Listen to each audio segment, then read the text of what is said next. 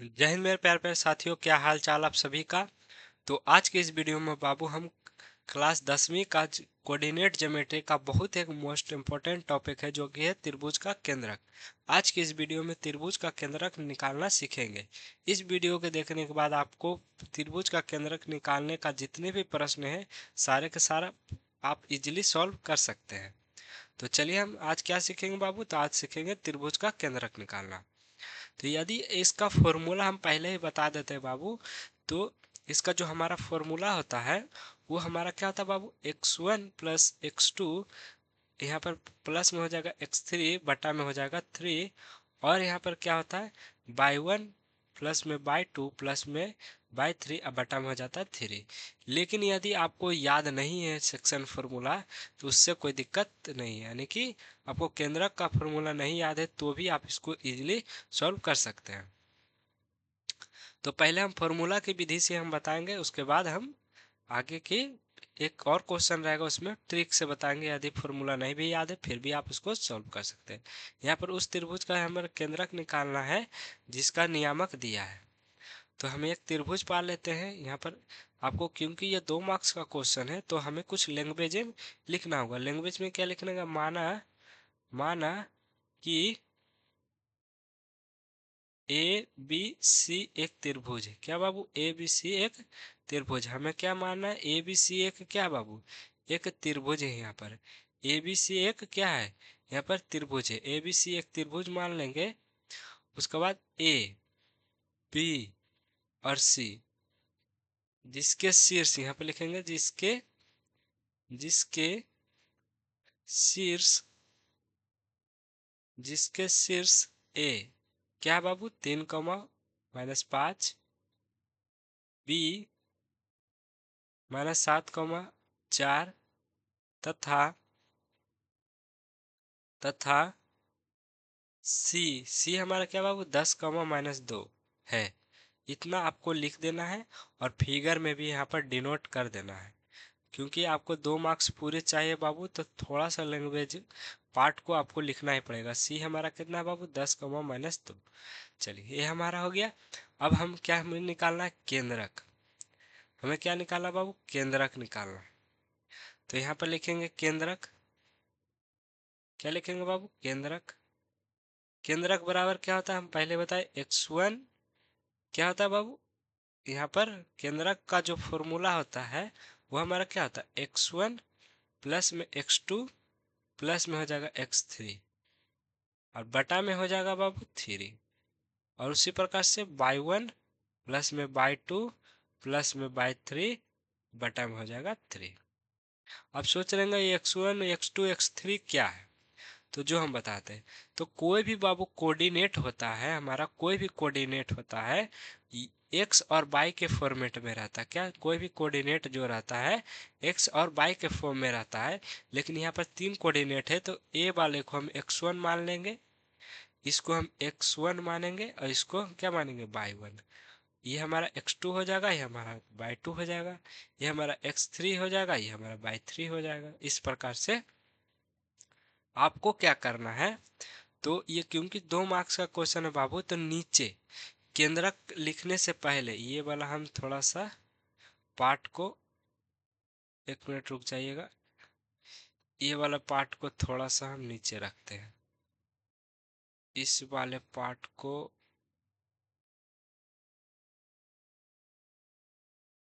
थोड़ा सा नीचे करते, फॉर्मूला वाले पार्ट को। यहाँ पर क्या करना होगा बाबू आपको, तो यहाँ पर करना ये है कि आपको लिख देना होगा। आपको क्या लिख देना होगा, यहाँ पर x1 बराबर, x1 का मान यहाँ पर 3, और हमारा क्या हो जाएगा y1 बराबर हो जाएगा क्या हमारा -5, और यहाँ पर x2 बराबर क्या हो जाएगा -7, और x यहाँ पर हो जाएगा y2 बराबर हो जाएगा क्या हमारा हो जाएगा y2 बराबर, यहाँ पर y2 का मान क्या हो जाएगा 4। और उसी प्रकार से बाबू, उसी प्रकार से इसको और थोड़ा सा नीचे कर रखते हैं। उसी प्रकार से यहाँ पर लिखना है x3 बराबर हो जाएगा हमारा 10, और y3 बराबर हो जाएगा हमारा क्या हो जाएगा, माइनस का 2, माइनस का क्या हो जाएगा 2। इस प्रकार से लिख के फॉर्मूला में पुट कीजिएगा, तो ही आपको पूरा में पूरा मार्क्स मिलने वाले हैं। तो x1 की जगह पर हम लिखेंगे 3, प्लस में x2 की जगह पर क्या लिखेंगे -7, और x3 की जगह पर लिखेंगे 10, प्लस में क्या आ जाएगा बाबू 10, बटा में कर देंगे 3। उसी प्रकार से y1 की जगह पर हम क्या लिखेंगे -5, प्लस में हो जाएगा 4, यहाँ पर प्लस में हो जाएगा -2, बटा में हो जाएगा 3। इसको सॉल्व करेंगे, तो चलिए इस यहाँ पर सॉल्व करते हैं। तो ये 10 और 3 क्या आ जाएगा बाबू 13, 10 3 क्या आ जाएगा 13, ये प्लस माइनस हो जाएगा -7 बटा में 3।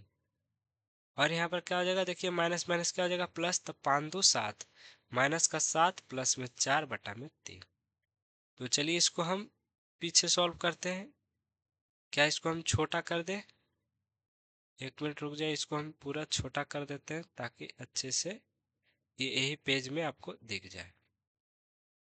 यहाँ पर छोटा कर दिए। चलिए आगे हम क्या करेंगे, 13 में से 7 को घटाएंगे बाबू, तो कितना बचेगा 6 बटा में 3। और यहाँ पर हो जाएगा बाबू 7 में से 4 जाएगा तो हमारा क्या आ जाएगा -3, -3/3 काटेंगे, 3 दूनी 6 हो जाएगा, और 3 से 3 कटेगा 1 बचेगा। यानी कि जो केंद्रक का बिंदु आया बाबू 2, -1 आया, और यही हमारा फाइनल आंसर हो जाएगा। ये हमारा क्या हो जाएगा फाइनल आंसर। आई होप आप लोग को समझ में आ गया वो केंद्रक कैसे निकालना है। और बात आई बाबू, ये था फुल मेथड, ये था हमारा क्या बाबू फुल मेथड, जिसमें आपको 2 में 2 अंक पूरे प्राप्त हो जाएंगे, 2 अंक के अंक दोनों पूरे प्राप्त हो जाएंगे। लेकिन जब सेम क्वेश्चन बाबू ऑब्जेक्टिव में आ जाए तो कैसे बनाना है, जैसे कि सेम क्वेश्चन यहाँ पर देखिए, हालांकि आया था, सेम क्वेश्चन आदि ऑब्जेक्टिव में आ जाए तो करना कुछ नहीं है, सभी का पहला लेना है। क्या बाबू, यहाँ पर सभी का पहला लेना, इसका इसका और तीनों का पहला लेके जोड़ दीजिएगा, तो यही वाला फॉर्मेट में आ जाएगा, 3 से भाग कर दीजिएगा। तो इस प्रकार से आप बिल्कुल आसान विधि में बना सकते हैं। चलिए दूसरा क्वेश्चन देखिए। दूसरा टाइप का क्वेश्चन क्या है बाबू, यदि त्रिभुज का 2 शीर्ष यहाँ पर दिया गया है, हमें क्या करें, यहाँ पर क्या दिया है 2 शीर्ष दिया हुआ, 3, -5 और 7, 4। यदि केंद्रक का निर्देशांक 2, -1 है तो तीसरा नियामक क्या होगा। यानी कि यहाँ पर क्वेश्चन में क्या है, 2 शीर्ष दिया गया है, यहाँ पर त्रिभुज लेंगे तो चूंकि 2 शीर्ष दिया गया है, हमारा जो 2 शीर्ष है बाबू वो दिया गया है, ए मान लेते हैं 3, -5, और बी मान लेते हैं बाबू -7, -4। लेकिन हमें सी का नियामक निकालना, जिसको x, y मान लेते हैं, सी का निकालना है। और इसका केंद्रक बाबू, यानी कि ये हमारा केंद्रक होता है, तो इसका केंद्रक का नियामक दिया गया है 2, -1। यानी कि ये हमारा x का मान हुआ, ये हमारा x क्या हो गया, ये हमारा y का मान हुआ। इसको हम मान लेते हैं x3, और यहाँ पर इसको मान लेते हैं x3 और y3, क्योंकि हमें तीसरा नियामक निकालना है, क्योंकि 2 दिया गया है। तो आगे क्वेश्चन समझ में बाबू, ये क्वेश्चन 2 बार पूछ चुका है। तो चलिए इसको कैसे सॉल्व करेंगे। तो यहाँ पर लिखेंगे माना, क्योंकि लैंग्वेज लिखना जरूरी है बाबू, माना कि ए बी सी एक क्या है बाबू त्रिभुज, एक क्या है हमारा बाबू त्रिभुज है, ए बी सी एक त्रिभुज है, ए बी सी एक क्या बाबू त्रिभुज है, जिसका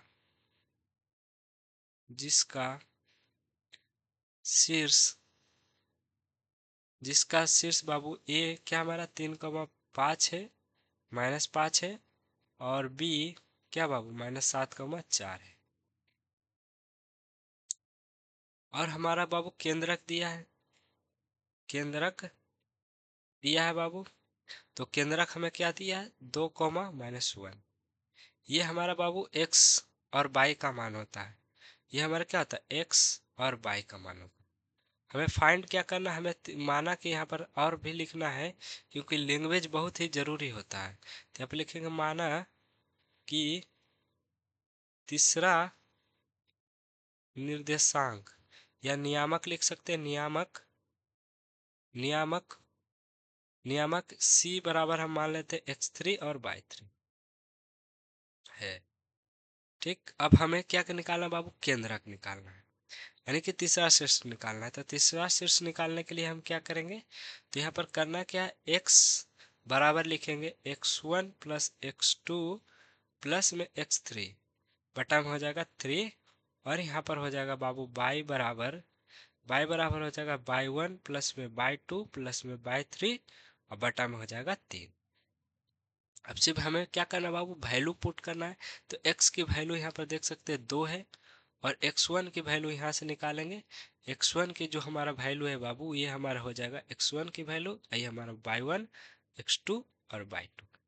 क्योंकि x3 और y3 का तो मान हमें निकालना ही है, तो उसको छोड़ेंगे। अब आगे हम क्या बढ़ेंगे, तो यहाँ पर हम x1 की वैल्यू पुट करेंगे, तो यहाँ पर हो जाएगा 3 और प्लस x2 की वैल्यू यहाँ पर हो जाएगा -7, और x3 तो हमें फाइंड करना है, तो उसको ऐसा ही रहेगा।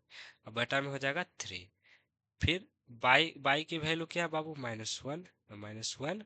अब बराबर हो जाएगा y1 की वैल्यू यहाँ पर -5 है, प्लस y2 की वैल्यू हमारे पास 4 है, y3 की वैल्यू हमें फाइंड करनी है, बटा में हो जाएगा 3। अभी हम क्या बाबू देखिए, ये हमारा 3 क्या है, इधर भाग में उधर चल जाएगा तो क्या हो जाएगा, गुना में। तो 3 दूनी हो जाएगा 6, हम स्लाइड लेते हैं, तो यहाँ पर हो जाएगा 6 बराबर में 6, और यहाँ पर क्या हो जाएगा देखिए, प्लस माइनस माइनस हो जाएगा, प्लस माइनस क्या हो जाएगा, माइनस हो जाएगा। यहाँ पर ध्यान से देखिए, प्लस माइनस क्या हो जाएगा, माइनस। तो यहाँ पर हो जाएगा 3, क्या हो जाएगा हमारा 3 माइनस में 7 प्लस में हो जाएगा y3, सॉरी पहले x का है तो x3, यहाँ पर प्लस में हो जाएगा x3, और यहाँ पर बाई की जगह पर यहाँ पर देखिए क्या भाग में है, उधर जाएगा गुना में, तो यहाँ पर हो जाएगा गुना हो जाएगा -3 बराबर हो जाएगा। और यहाँ पर ध्यान से देखिए, माइनस प्लस, इसको ऐसे ही रहने देते हैं, इसको ऐसे ही रहने देते हैं, -+4 और प्लस में हो जाएगा y3। इतना तो समझ में आ गया, क्या किए, सिर्फ इतना किए कि ये हमारा इधर भाग में था, उधर कर दिए गुना में। 6 बराबर हो जाएगा क्या बाबू, 7 में से 3 जाएगा तो क्या हमारा बचेगा, बचेगा 4, माइनस का 4 बचेगा, प्लस में बचेगा x3, और यहाँ पर 4 माइनस में इधर आ जाएगा प्लस में, 6 प्लस में 4 बराबर हो जाएगा x3। 6 4 हमारा क्या हो जाएगा 10, यानी x3 का मान तो यहाँ से 10 आ गया। अब इसको सॉल्व करते हैं, हमारा देखिए -3 रहने देते हैं, माइनस प्लस क्या हो जाएगा माइनस, तो यहाँ पर -1 और प्लस में हो जाएगा y3। यहाँ माइनस इधर है तो इधर आ जाएगा प्लस में -3, यहाँ पर प्लस में 1 बराबर हो जाएगा y3। माइनस प्लस क्या हो जाएगा माइनस, तो यहाँ पर हो जाएगा -2 बराबर में y3। यानी कि हमारा x3 और y3 का मान निकल चुका है। तो अतः यहाँ पर लिखेंगे, अतः जो तीसरा नियामक है बाबू, तीसरा नियामक नियामक है जो C है बाबू, x3 और y3 है, x3 y3 है, तो C बराबर यहाँ पर क्या हो जाएगा, हमारा हो जाएगा x3 की वैल्यू 10 और y3 की वैल्यू यहाँ पर हो जाएगा 2। इस प्रकार से तीसरा नियामक निकाल सकते हैं। तो 2 टाइप का क्वेश्चन था बाबू इसमें, तो दोनों का टाइप का क्वेश्चन आप आसानी से यहाँ पर सॉल्व कर सकते हैं। तो इसी प्रकार से मिलेंगे नेक्स्ट वीडियो में बाबू। तो नेक्स्ट वीडियो हमारा होने वाले हैं मध्य बिंदु पर, तो वो मध्य बिंदु का भी क्वेश्चन जरूर जाके देखिएगा। तो चलिए मिलते हैं नेक्स्ट वीडियो में। जय हिंद।